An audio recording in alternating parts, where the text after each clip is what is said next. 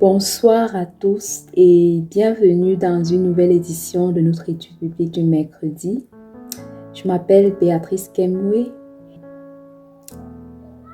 Je veux partager juste une expérience que j'ai eue avec le Seigneur depuis que j'ai pris l'engagement de le suivre. En fait, j'ai pris l'engagement de suivre le Seigneur en 2015.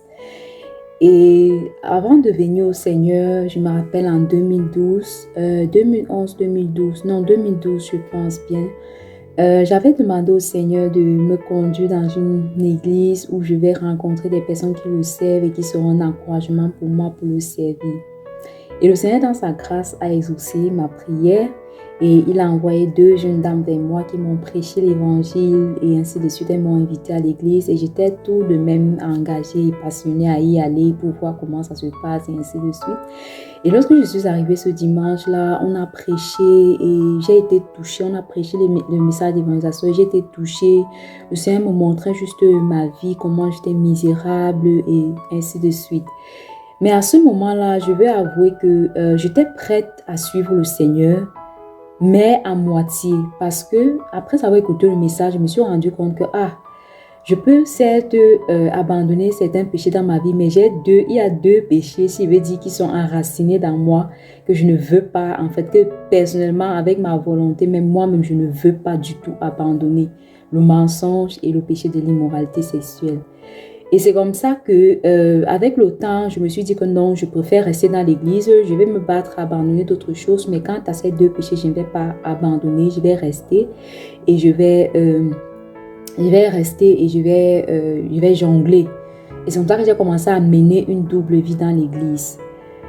Donc, à un certain moment donné, j'ai rejoint beaucoup d'activités dans l'église, entre autres la chorale, l'évangélisation par moment même traduisant le pasteur, mais tout cela vivant activement dans le péché.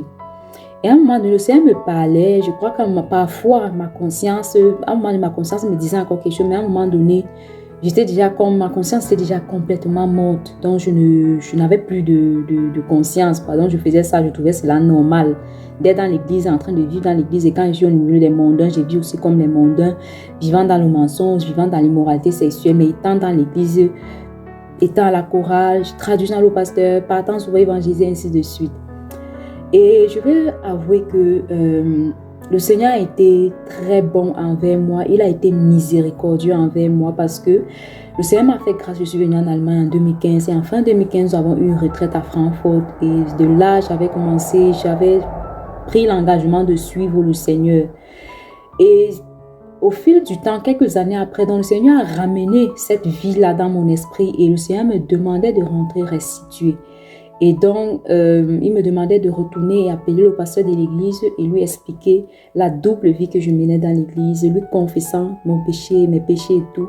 Et c'est comme ça que je l'ai appelé, je lui ai expliqué parce que je voulais avoir une relation saine avec le Seigneur. Donc, c'est pour ça que quand le Seigneur a mis cela dans mon cœur, je n'ai pas hésité, je suis allée et j'ai obéi. Et je l'ai appelé, je l'ai expliqué, je lui ai confessé, je lui ai confessé que pendant que j'étais dans l'église, je menais une double vie et j'ai demandé pardon, demandant également pardon, que toute l'église me pardonne. Mais en finissant de parler, le Seigneur avait un peu insisté dans mon cœur, un peu du genre, il y a des péchés que quand je commets, ce n'est pas moi seul que ça affecte toute l'église. Donc je devrais trouver un moyen de demander également pardon à toute l'église. Bon, moi dans mon esprit, je me suis dit, ok Seigneur, le jour où j'aurai l'occasion d'y aller, je vais aller devant toute l'église et je vais demander pardon parce que j'ai blessé ton corps. Et bon, j'ai fait part de cela au pasteur là et il m'a dit non, tu n'as pas besoin d'attendre parce que tu ne sais pas quand tu viendras. Fais juste un voice, tu te présentes et tu envoies et je vais faire écouter ça à l'église. Et donc j'ai fait cela, je me suis présentée et j'ai demandé pardon aux frères au travers de mon voice. Donc, quand je regarde à tout cela, je suis juste reconnaissante au Seigneur parce que je m'imagine que si je mourais dans cet état, étant dans l'église mais étant en train de jongler, si je mourais dans cet état, je serais directement allée en enfer. Les gens autour de moi pouvaient voir que non, j'étais dans l'église et ainsi de suite. Je faisais même beaucoup d'activités et tout. Mais je veux confesser que si je mourais dans cet état, c'était l'enfer direct. Mais le Seigneur a eu tellement miséricorde de moi, pas plus tard que dimanche matin, quand je repensais à cela, à chaque fois d'ailleurs quand je pense à cela, Mon âme est juste brisée devant le Seigneur, de sa miséricorde envers moi, de sa bonté manifestée envers moi, parce qu'il m'a encore tendu la main, il m'a donné l'occasion de reprendre l'engagement de venir le suivre. Donc si tout comme moi, tu es dans l'église, mais tu vis une double vie, je t'invite à prendre l'engagement de te tourner vers le Seigneur. Le Seigneur est miséricordieux. Le Seigneur, il nous fait toujours grâce. Et sa grâce, c'est quoi? C'est qu'il nous donne toujours une occasion de nous repentir, de revenir à lui pour le suivre.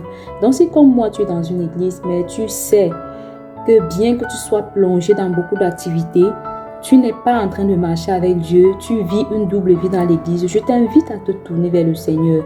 Il est miséricordieux et il va te pardonner parce qu'il l'a fait pour moi et il le fera également pour toi. Si tu continues, tu peux croire que c'est toi qui es en train de gagner le jeu en ce moment.